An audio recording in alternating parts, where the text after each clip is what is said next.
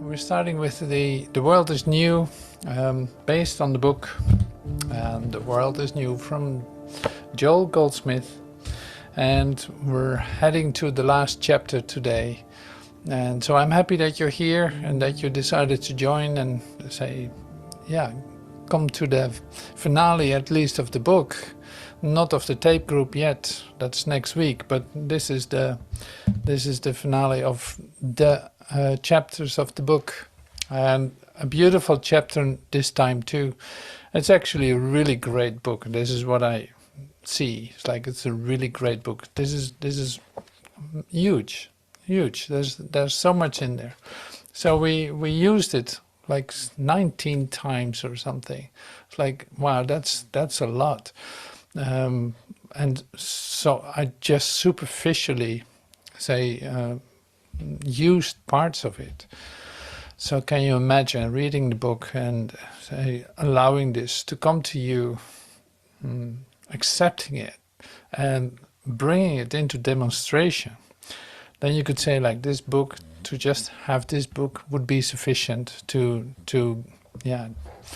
wake up and to die and to be born again. So yeah, this is wonderful. So thank you so much. I'm happy that everyone is here, that we find our place here, that we recognize that there's something that we otherwise cannot receive, like we need each other for that. And this is because we have one purpose. And whether I'm the speaker, you're the listener, or vice versa, it really doesn't matter. It's like your part in it is just as great as mine, because we're giving to the same goal. We're focusing on the same goal. We want to, allow this to come fully into our awareness, and see that omnipresent is really omnipresent. That it's everywhere. That we don't need to ask it anything for it to already give us an answer. So it's like we just have to clean our ears in order to start to hear, or clean our, some purification needs to occur in order to see, to actually see with spiritual vision, with the Christ vision, to see that yes, indeed, God is everywhere. He's taking care of everything, and I'm a whole part of that. So that's really lovely. Now today in the last chapter, in fact, we start really basic, and I was surprised by that. At least the parts that I used in this specific class of meeting, the parts that I saw here are in fact very basic, and I will tell you more about that later. But it has everything to do with how are you perceiving this? How are you looking at this? Okay, God is the only consciousness. Like there's only one consciousness in purity. There's only one consciousness. Now, how can there be another consciousness that thinks it can become sick, or that it has pain, or the things that we encounter in our journey, in our transformative journey? So more of that later. We also listened to a talk today. It's one of the last talks he gave in England. Not the last one, but a few before that. And this has everything to do with omnipresence too, and with God consciousness. So we listened to the last half hour of that talk, and it starts with we'll see. It starts with something like evil is not something to overcome. So that's a nice start of the video, of the tape too. But before all that, and this is where we start with now, is the meditation. Now, realization of oneness, I think I got this out of. It is like there were words of Joel, and Joel talks in the way that he talks. That's great. So I edited a little bit in order to come to an something we can use in the contemplation. Not that I altered it too much, but it's like, no, this is the essence out of it. And this is what we use for the contemplation today.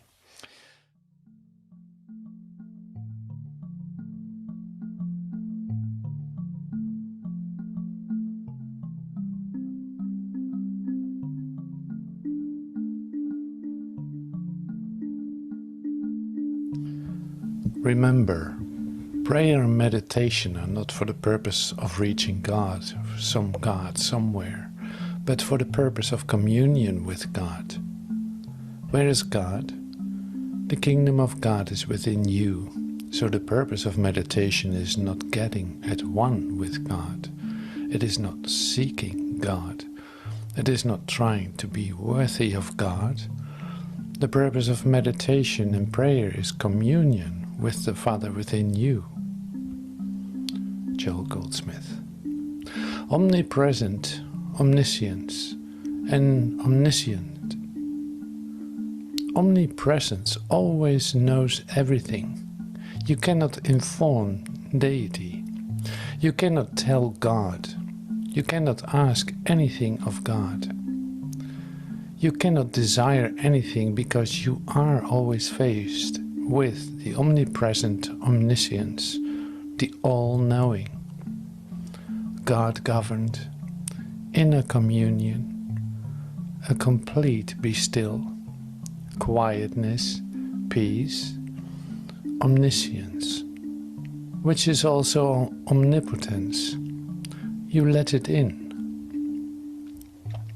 Ultimately, those who are participating in our work will have to be led to the surrender of themselves in the recognition of omnipresent, omnipotent, omniscience, relaxing and resting in it, and then being a beholder of it in operation. Let that moment be now.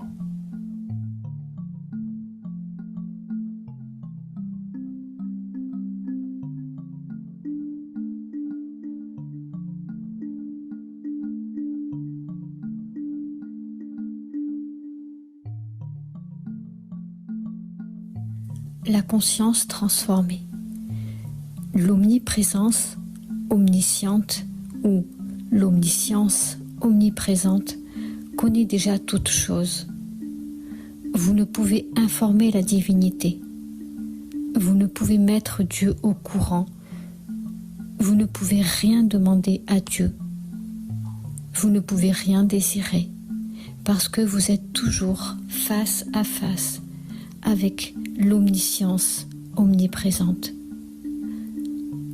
le tout connaissant, gouverné par Dieu, communion intérieure, un calme complet, la tranquillité, la paix, l'omniscience qui est aussi l'omnipotence.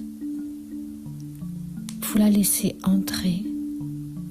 En fin de compte, ceux qui participent à notre travail devront être conduits à l'abandon d'eux-mêmes, dans la reconnaissance de l'omniscience omniprésente et omnipotente, se relaxant et se reposant en elle. Puis, en étant un spectateur de son fonctionnement, que ce moment soit maintenant.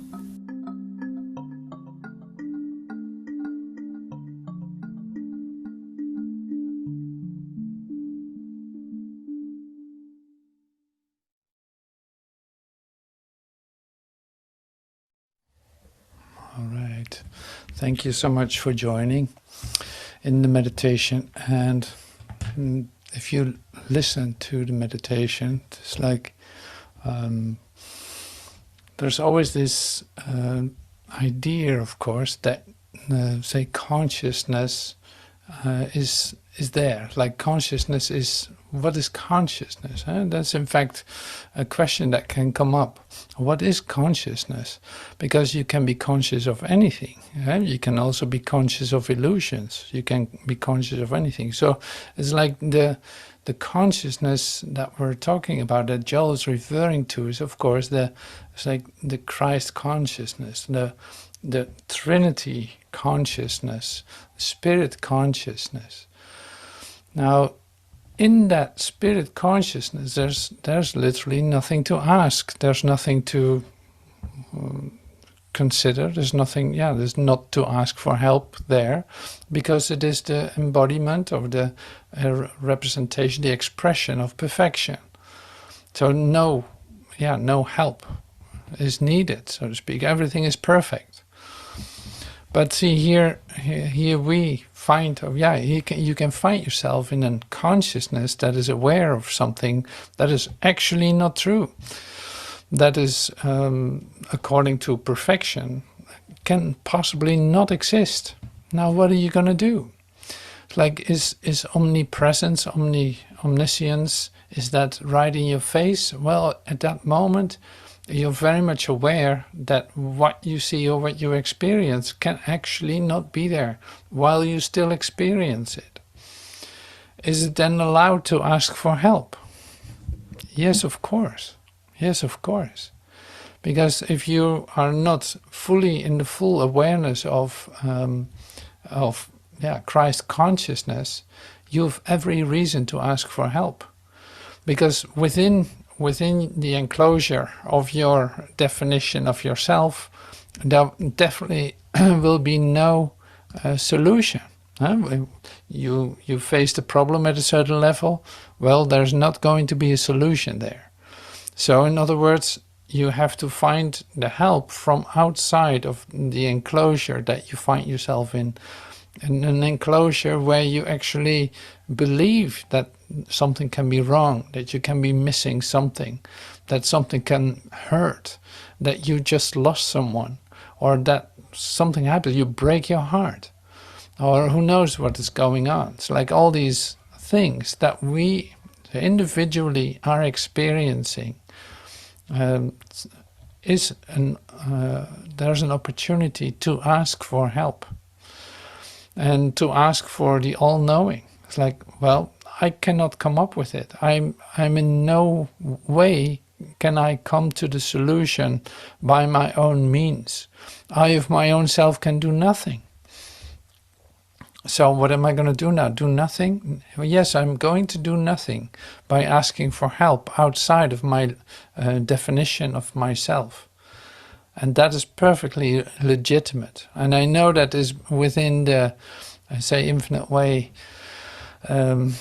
It's not an organization, so the infinite way cloud, you could say, it is not always so popular to ask for help. That's an understatement. It's almost like one of the commandments, thou shalt not ask for help, since God already knows everything. It's like, yeah, God already knows everything, but within the enclosure of my consciousness, I'm aware that what I'm perceiving cannot be it. There must be something else. I'm asking for help here to have that be shown to me. I need the healing to occur within my limited perspective of myself, to see that there is something else that I can completely rely on, that is always with me and always present. Now this is really good to know. So this is very basic. But when you read through it, just like this meditation that we just did, don't come up with the reason or the commandment to yourself not to ask for help, because that is not what Joel means here. If you are in your Christ consciousness, the idea of help will be completely,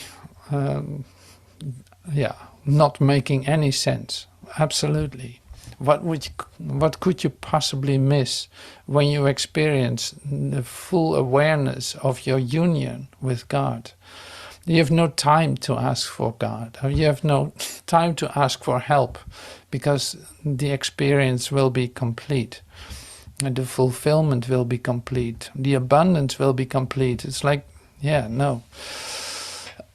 So I thought it was really good to be reminded of. And the kingdom of God is within you. If you are experiencing that consciously, totally, great. You know you don't have to ask for help. If you experience yourself as in an enclosure of limitation, sickness, pain, and death, ask for help. Ask for help, because you cannot find the solution within the enclosure in which you see yourself. So you will need something to get out of your limited ideas of yourself. So this is interesting, because this theme will come back in the expressions that I selected for today, using it to come to very basic, say, clarity, but that's always helpful, because the confusion is easily easily available. You can easily be distracted or confused by just a little thing that you try to understand, or you try to comprehend, you try to figure out, or try to solve, or try to do anything with. Maybe even try to dismiss or negate with, oh, well, that doesn't have any reality. I know more now. God is omnipresent, so what's my problem? It's like, well, that's not really how it works, because it will come back right in your face. So everything that you negate or push away is like, okay, that's has nothing to do with reality. I'm not going to take a look at that. Well, we'll come back. I'm sorry.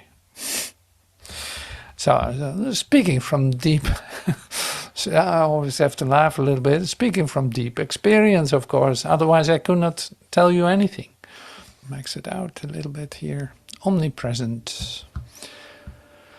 Christ is imparting itself eternally as my consciousness, and I am receptive to its consciousness, which is the embodiment of all that there is.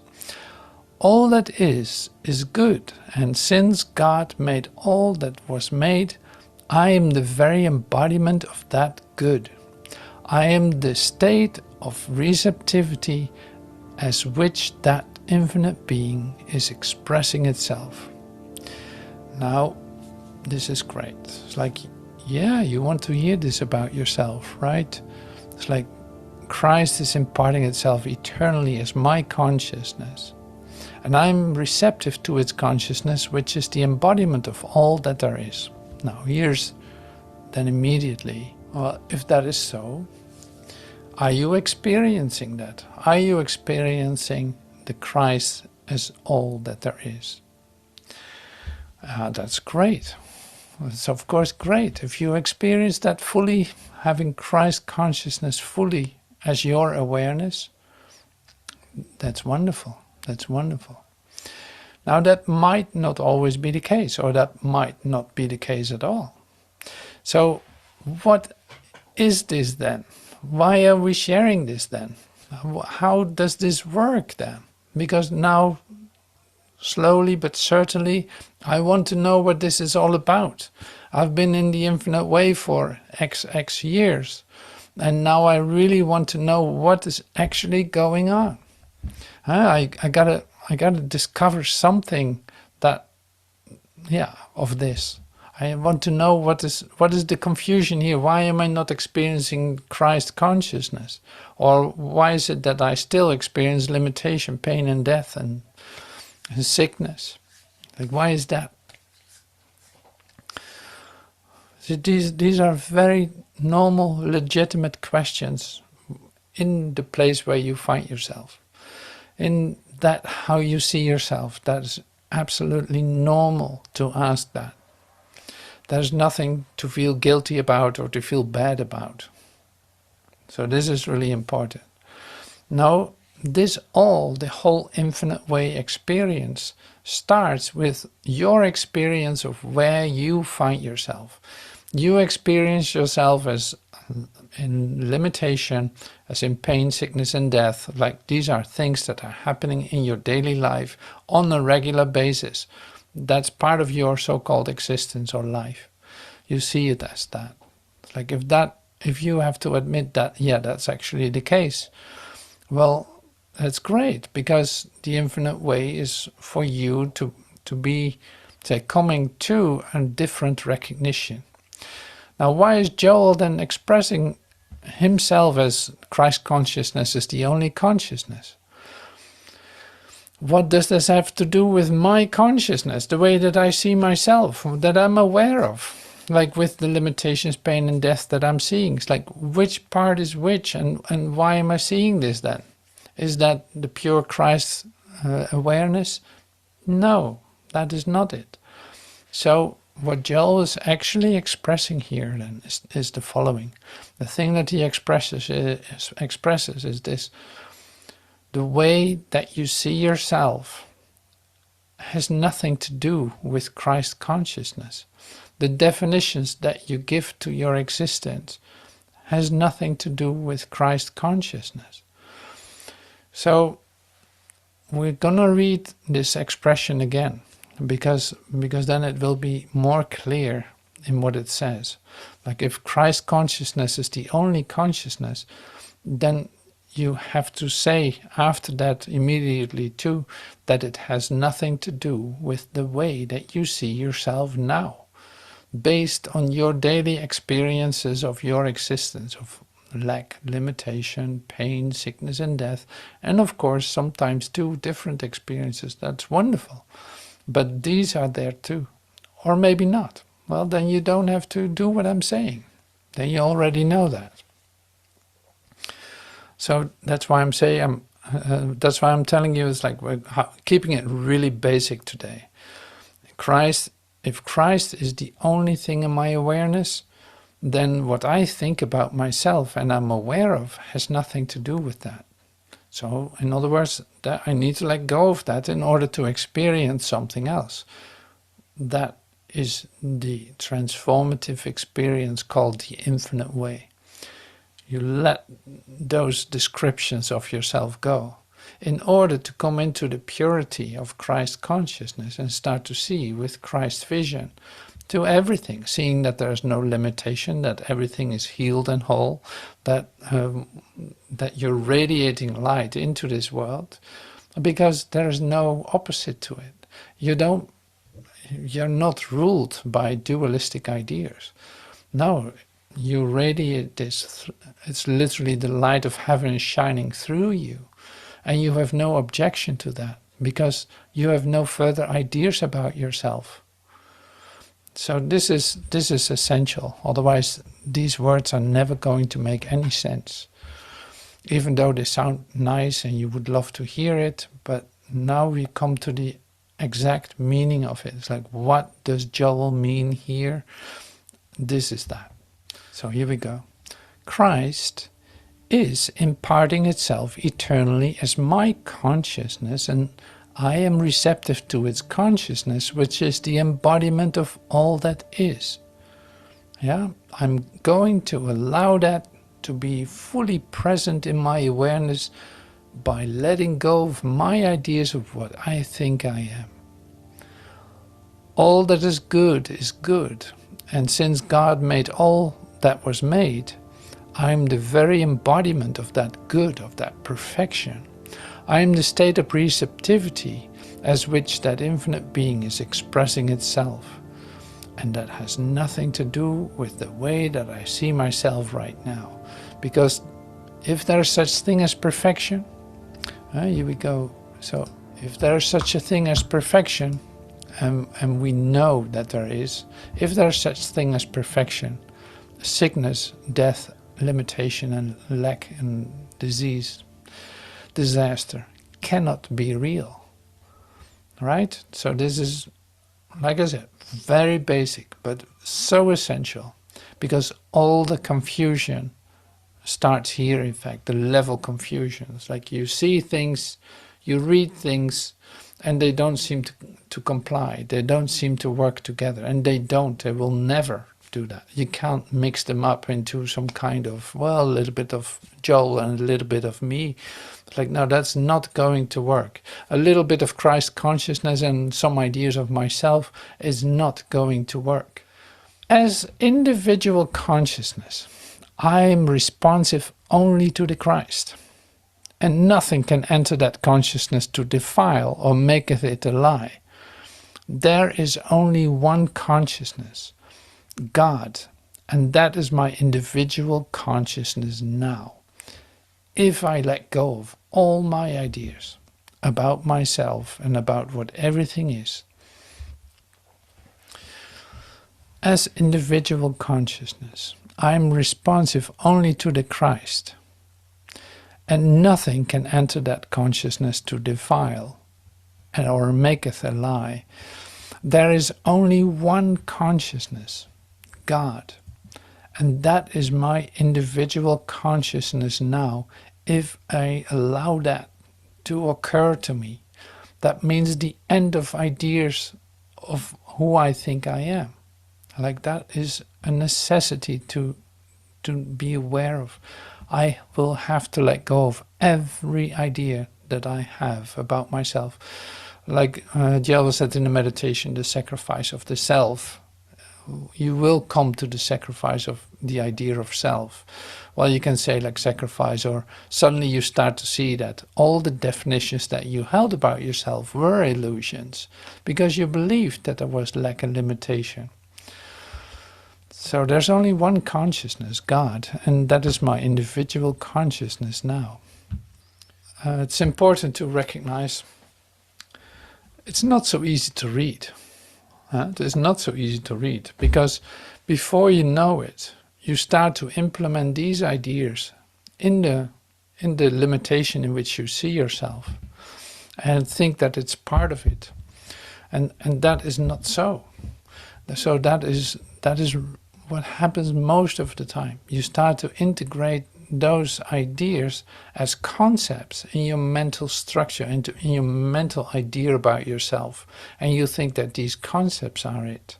You literally replace ideas in your mind, or bring them into your limited perspective of yourself, and use them in a certain way to make you feel good about yourself, or see that, oh, there is hope, because it's like, no, in this limited definition of yourself, there's really no hope.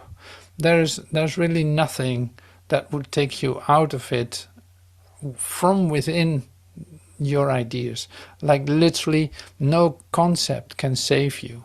So you can bring in new concepts into your mental sphere, but that will not going to do anything for you except delaying your Christ realization. It delays it. Joel says this in different ways, of course, but actually says this many times too. It's like, no, there's no mental power connected to it. No, your intellectualizations are not going to help you. No, there's no hope within the human frame of reference. Like, your help is literally leaving that for what it is and awakening to Christ realization. Let that be your filling up your whole consciousness.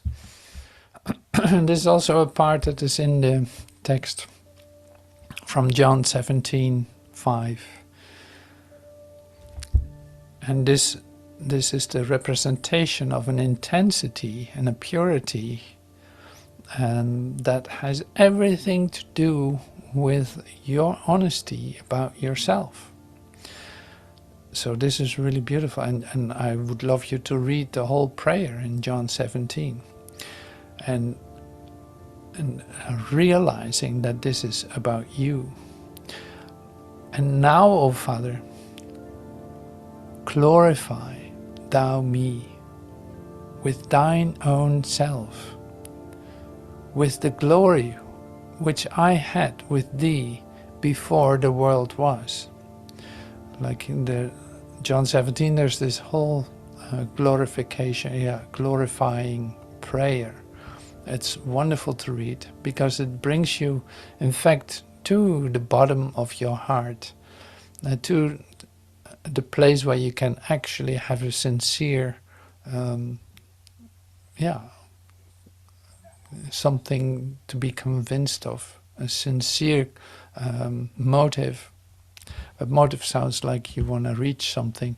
Now it's more like you're completely surrendering, or you're completely on your knees and you ask for that. So this is what I mean. You sit literally on the bottom of your heart with a single desire for the Father to be glorified. It's like, wow, that is so beautiful. So when are you there? Well, you will have to let go of your ideas about yourself. Like any description that you hold on to, like I'm this, I'm that, I'm in pain, I'm sick, and my family's blah blah blah, and this and that, and no. Like all of this has to go for just a moment, to have a sincere moment with your source, and to allow this healing to occur to you. Like, that's beautiful, but it has to be a single prayer, you could say. It's like that you literally come with open hands to the altar in your temple. It's like you come with open hands. You just go on your knees and say, like, glorify me, Father. Just because it's my single desire. It is the way that I love the Lord my God with all of my heart.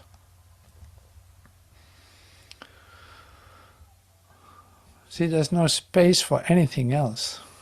You can say it like this. It's like ideas that I hold are where? Concentrated where? In my mental sphere, right? In my physical sphere, mental sphere.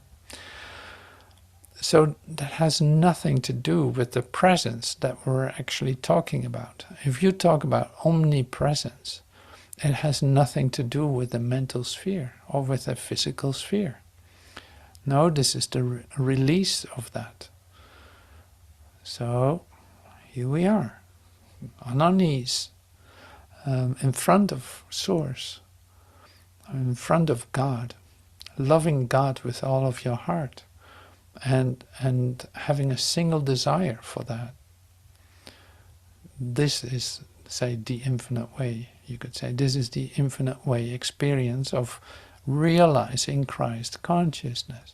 So that is just a manifestation, say, of the intensity and the purity we're dealing with here. We are dealing with a spiritual universe and spiritual body. But we are dealing also with the world's false concept of that spiritual universe and the spiritual body. Well, here it is. Our body is a spiritual body. It is the temple of the living God. God made it. God made all that was made. But only as we understand that God is individual consciousness can we understand that God really formed the body. Not as we see it, not as we think it is. No, as it is.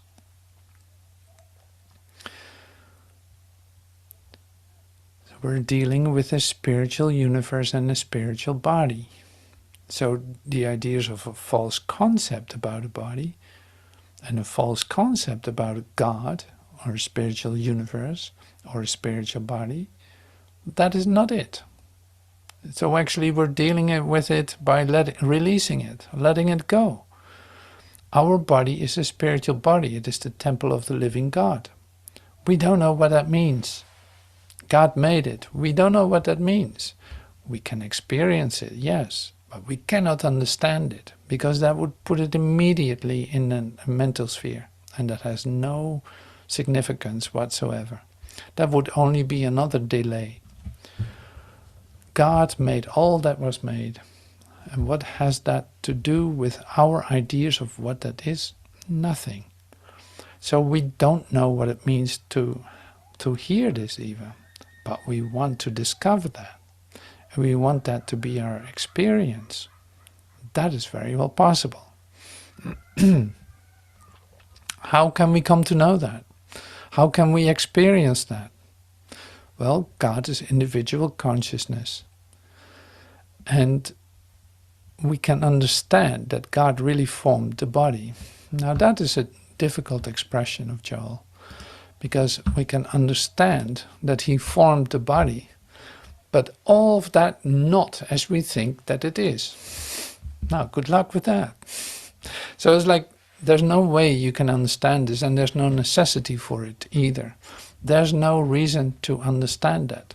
No, it has to be revealed to you. This is the only way you can come to know what that actually means. And it's not the first thing you ask for. You have other things to be concerned with first in order to come to this place where you actually want that to be revealed to you.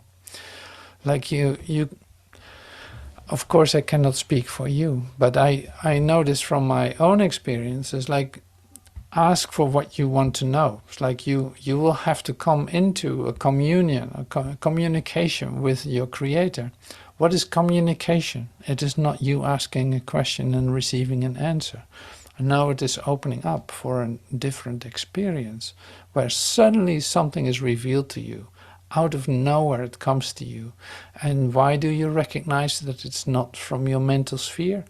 Because it is an extreme individual experience of incredible love and connection, where you, in your experience, when you are experiencing it, know that you have nothing to do with that. You're like, you didn't make that, you didn't bring that about. Not at all.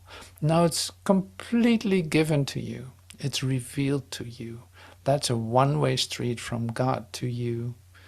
And in the recognition that you are worth of all of that, in totality, without any doubt, but also without any involvement. You have nothing to say about it. It is just a total gift to you. And if that happens, then suddenly you understand this, what Joel is sharing. Up to that point, you only have ideas about it, which has nothing to do with any of that. So this is why I'm saying, like, all these ideas need to go out of the way in order to be completely receptive to have this moment that is not under your conscious control. It's going to be given to you. When you're ready, there it is. When you can say, be on this, the bottom of your heart, with a single desire and empty hands, with no idea about what is going on, who you are and what this is, then it can be revealed to you. I'm not kidding. Yeah, I'm not kidding. That's really true. There's no other way this can come to you. That's my experience with it. That's what Joel, in fact, teaches, but not he doesn't express it directly this way that I'm doing, but it's great to hear it this way, because I speak from my own experience, and it works for you just as well. And those who have experiences like this know exactly what I'm talking about. So it's like, if you have any idea what gift this is that is being offered here by Joel in this meeting, by us coming together, allowing me to share this with you, oh my God, it's really true. It's like such incredible gift. You have no idea, literally, you have no idea. And it will completely overwhelm you. How lovely is that? So, I don't know, it feels really good. I'm so happy to share this. Thank you so much. So, we're going to listen to Joel. Maybe evil is not a condition that God changes. Evil is a condition that we change. And the Master gave us a formula. Ye shall know the truth, and the truth shall make you free. And so, if we are in bondage to sin, disease, lack, limitation, unhappiness, injustice, the answer does not lie in praying to God to do something about it, but in knowing the truth. And the truth is, God in the midst of you is the answer to every problem.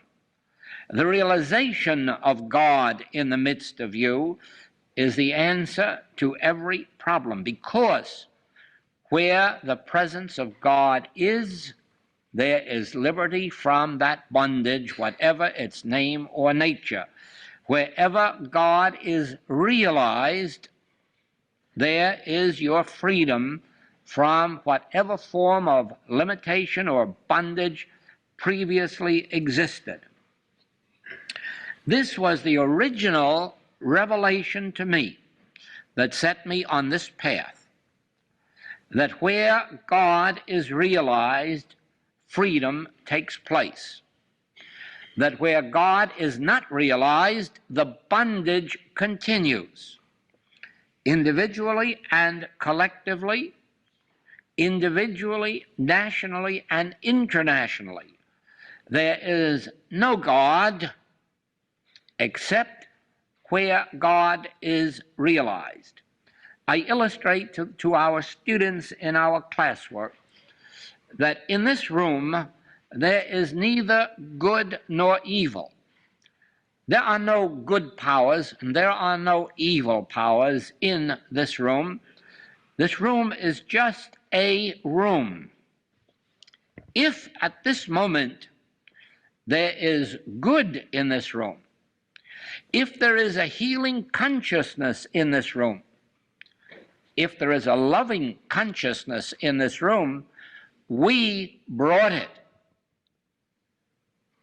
I brought it, and you brought it, and whatever degree of love, of life, of benevolence, of healing, of justice, of equality there is in this room, we brought it.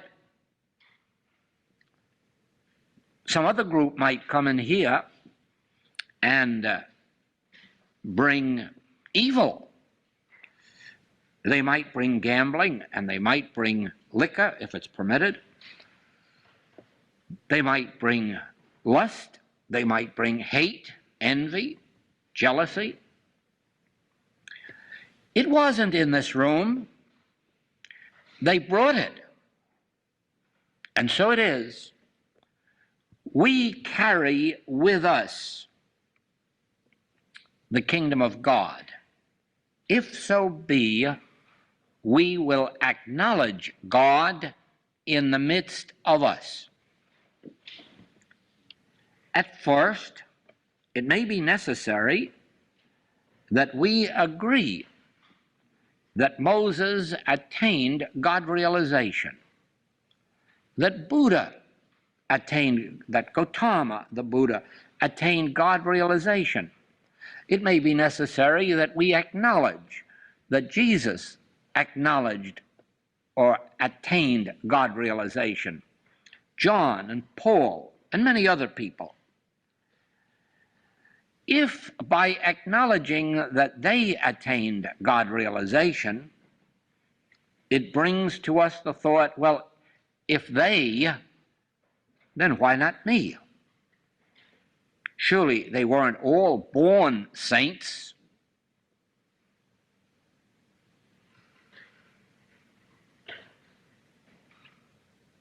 Meister Eckhart, Jacob Boehme, William Law, they weren't all born saints.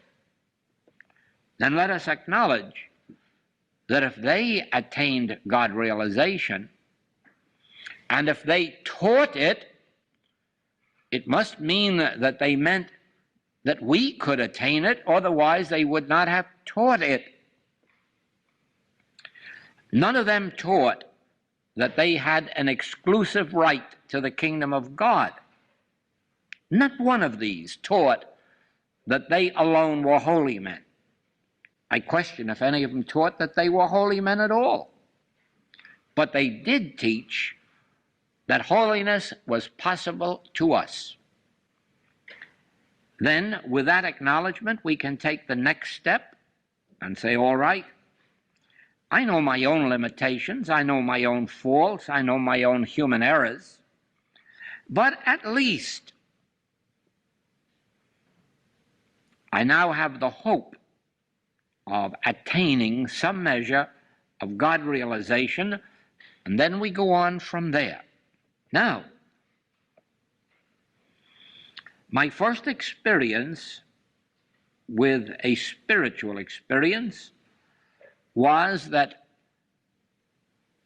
my habits were changed. Smoking dropped away, social drinking dropped away, card playing dropped away. Not that they were sins, but that they were no part of spiritual being. They were no necessary part of a spiritual life.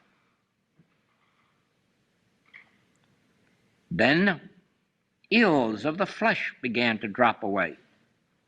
And then a whole change of nature took place.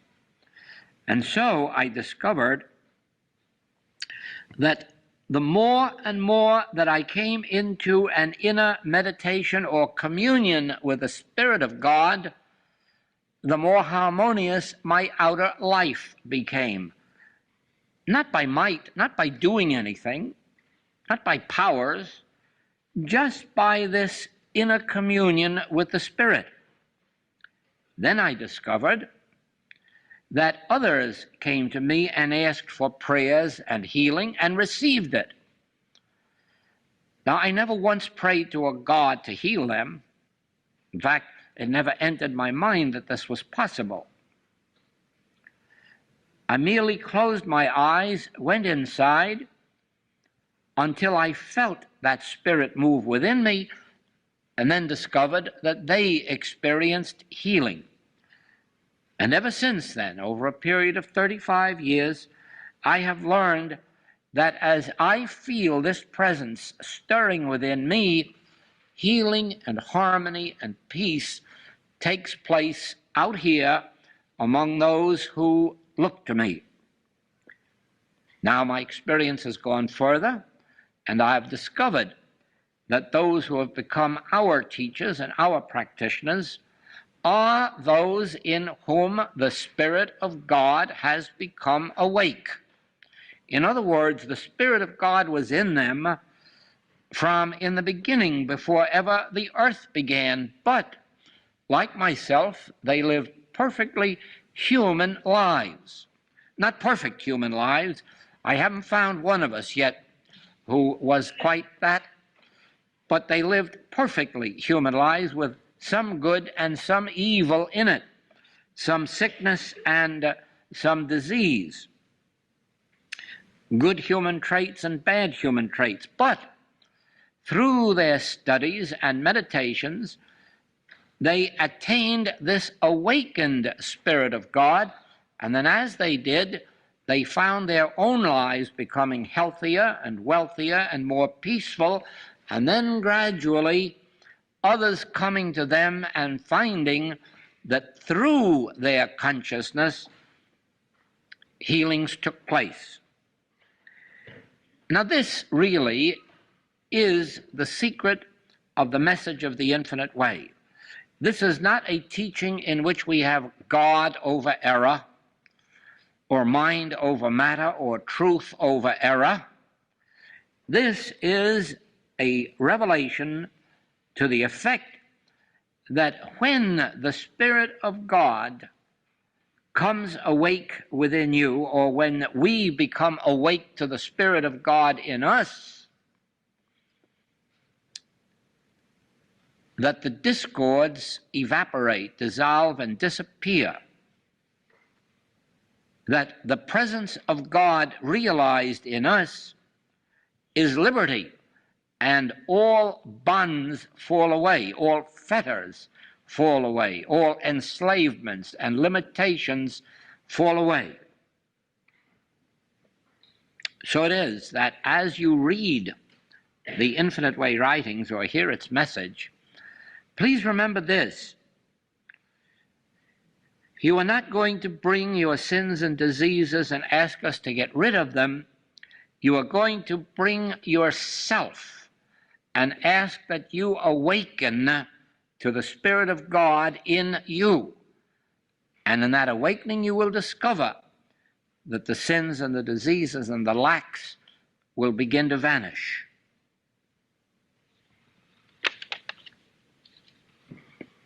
In this way, then, you will not pray that you become more loving, or that you become more just, or unbiased, but you will pray rather that the Spirit of God flow through you and carry love, justice, equity, equality to all those whom you meet. You will not pray that you forgive your enemies. You will find this rather difficult if you haven't already. But pray rather that God forgive your enemies, that the Spirit of God in you forgive, the Spirit of God in you love. Your part is merely a recognition. Whether or not you see it with your eyes or hear it with your ears, acknowledge that the Spirit of God dwelleth in me. And then look around at each other and acknowledge that the Spirit of God dwell in each and every one of you. And then as you go out onto the street, do not look past anyone. Remember, you may not pass anyone on the road on the other side. You must look at everyone you meet and consciously remember the Spirit of God dwelleth in you. And you may be setting them free from some sin, some disease, some lack, by your acknowledgement of the Spirit of God that dwelleth in them. If you wish to behold a miracle, just for 1 week, consciously practice this in every bus in which you travel, in every store that you enter, every office, every edifice. Look right at the individuals in your path and acknowledge silently, secretly, sacredly, the Spirit of God dwelleth in you. And that Spirit of God in you is freedom from the fetters that bind you. And watch within a week what a different reaction you get from the people you meet. Because of this, I can assure you, the love that we express is the love that is expressed back to us. The bread that we cast on the water is the water that comes back to us. The love that you bring into this room is the love that you will carry out with you. Be assured of this. What you haven't brought into this room, you are not going to carry out with you. This is a spiritual law. The bread that you cast on the water is the bread that will come back to you. And you need only read those wonderful passages in Matthew, the words of the Master. Inasmuch as ye have done it unto the least of these my brethren, ye have done it unto me, the Christ. Inasmuch as ye have not done it unto the least of these my brethren, ye have not done it unto me. And there you have the entire recipe for spiritual living. What you give, this is what you have. What you withhold is that which you do not have. And when you give the Christ to me, this is the Christ that you meet with. When you withhold the Christ from me, you withhold it from you, because there is but one me, and there is but one you. Inasmuch as ye have done it unto the least of these my brethren, ye have done it unto yourself. For there is but one self. And always remember, because this is the vision that stays with me, I have never lost sight of this vision for a moment, that this is an empty room until we come into it. And then, whatever we have brought with us is that which we will find here. Therefore, when you enter an edifice, any edifice, carry with you the recognition of the indwelling Christ in every individual, and you will meet the indwelling Christ in every individual you meet.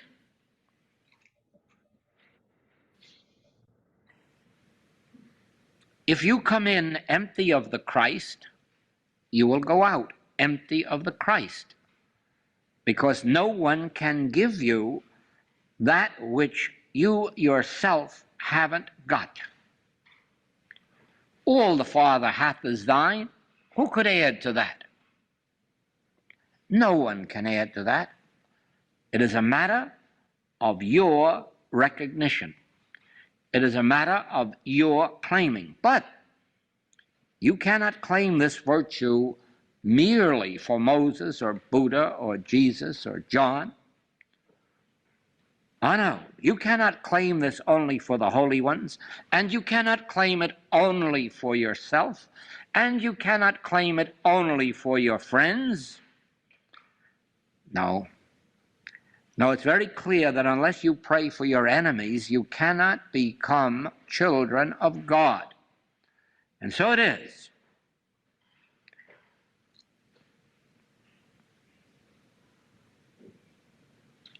Bring love.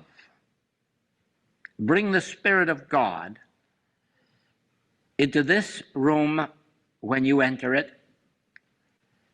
Bring the Spirit of God into hospitals and prisons, and you will find the Spirit of God there.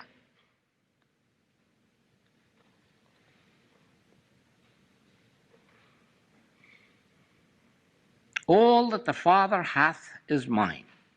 All of the love, all of the life, all of the joy is mine. And you know, Paul gave us a remarkable revelation that he had. Neither life nor death can separate us from God. Neither life nor death. Neither sickness nor sin can ever separate us from the love of God. It is the claiming of it that makes it an experience of ours. Nothing can enter your life except through your consciousness. What you cannot become conscious of cannot take place in your experience. And if you do not become conscious of the presence of the Christ in me, if you do not become conscious of the presence of the Christ in you, if you do not become conscious of the presence of the Christ in the sick and in the sinning, you cannot experience Christ. Only the Christ that enters your consciousness is the Christ that you experience. So be sure, above all things, do not seek health, do not seek wealth. I'm speaking now spiritually. Do not seek virtues. Seek the realization of the presence of the Christ in man, all men. And then all of the things will be added unto you. Do you not see?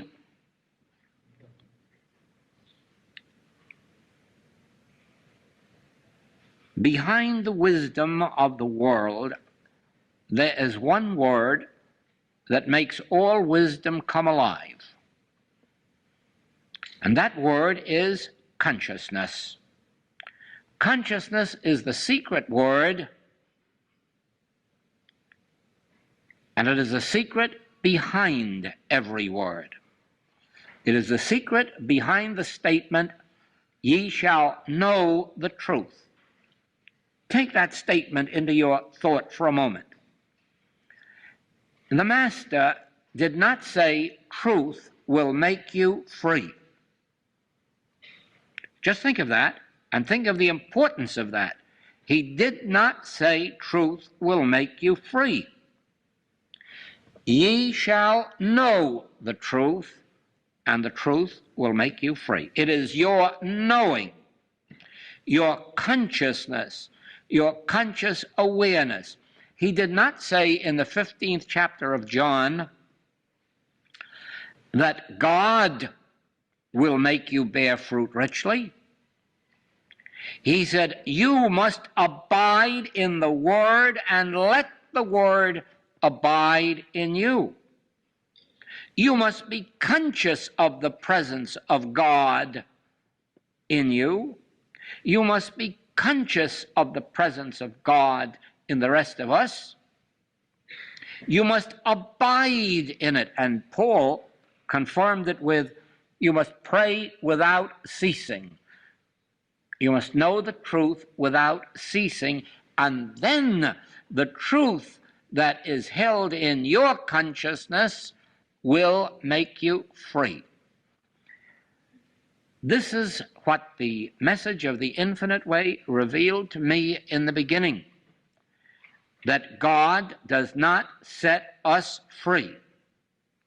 It is the consciousness of God in us that makes us free. Where the consciousness of the presence of God is not, there is bondage. There is sin, false appetite, disease, lack, limitation, man's inhumanity to man. But where the consciousness of God is present, not where God is present, God is omnipresence. Where the consciousness of God is present, there is liberty, freedom, wholeness, completeness. And so please remember, carry the consciousness of God with you. Carry it up to heaven if you mount there, because you will not find God in heaven unless you carry him there. Carry the consciousness of God to hell if temporarily your pathway leads you there. Carry the consciousness of the presence of God into disease, into death, into hospitals, into mental institutes. Carry the consciousness of the presence of God into your buses. Above all, carry it into your polling places when you go to vote. Or you may not find the right man elected, because man whose breath is in his nostril has a very great habit of selecting the wrong man. But the presence of God makes no mistake. And if we could all, just if 10 of us could carry the presence of God with us into our polling places, we'd elect the right man in every country. But, you see, this is the secret. Where the Spirit of the Lord is, there is freedom. Where the consciousness of the presence of God is, there is freedom. And remember that. It is your consciousness of the presence of God that would give you your freedom if you were in prison. It would give you your health if you were in disease. Your consciousness of the presence of God. And then, when you attain that, your consciousness of the presence of God would give those of us in darkness our health or our freedom.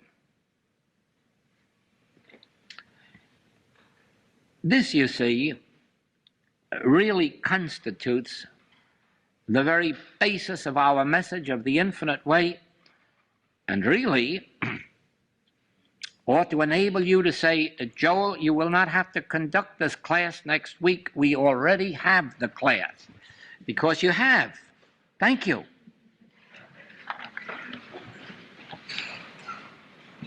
The most important thing was, of course, that everything is already given. So I like one more fundamental lesson that Joel teaches here, and that is you literally only give to yourself. Like what you bring in here into this moment together, what you give to it, you will receive. Now this is a universal principle. Like this is a spiritual law, as he says. Like, and it's really true. So you can only receive what you have given. And that makes it great as an invitation. It's like, give it everything. Why not? All right, so I'm happy that we listened to this talk, because in fact it is, say, supporting what I was sharing before and what you might not directly read in the last chapter of the book. But anyway, so it was great, lovely tape too. Now, this book, we finished it, and so next week we have like an reunion. We have our last meeting as the tape group, The World is New. We started that at the same time. It will only be an hour though. We start an hour earlier with the new tape group, and that's World Work. Now this is interesting. The world is new. So now we start World Work as tape group. Very interesting. So we continue, say, with this, but the script is not written, you could say. Like we are going to discover a way to be of service in world work, discovering new things, I can say. Like we discover new things, just like we did today too, by the way. But so we continue with what we're doing. So the class starting time will be an hour earlier with the world work, and that will continue till November. So every time we start an hour earlier, 11 a.m. Central Time, and it's also 1.5 hours. So the setup is pretty much the same, but it's just an hour earlier, just that you know. So next week we start doing that already. The 1st of September, we start at 11 a.m. Central Time. Then first we have world work for an hour. Then we have The World is New, the reunion, or looking back at the book, looking back at the chapters in a different way. All right, so thank you so much for joining today in this incredible moment together. Thank you so much for your presence, and I hope to see you soon, maybe this week in the Anthology of Enlightenment with Jesus Christ of Nazareth as our special master of the Middle East. And otherwise I see you next week on Sunday, 1 hour earlier than normal. So thank you so much, and see you soon.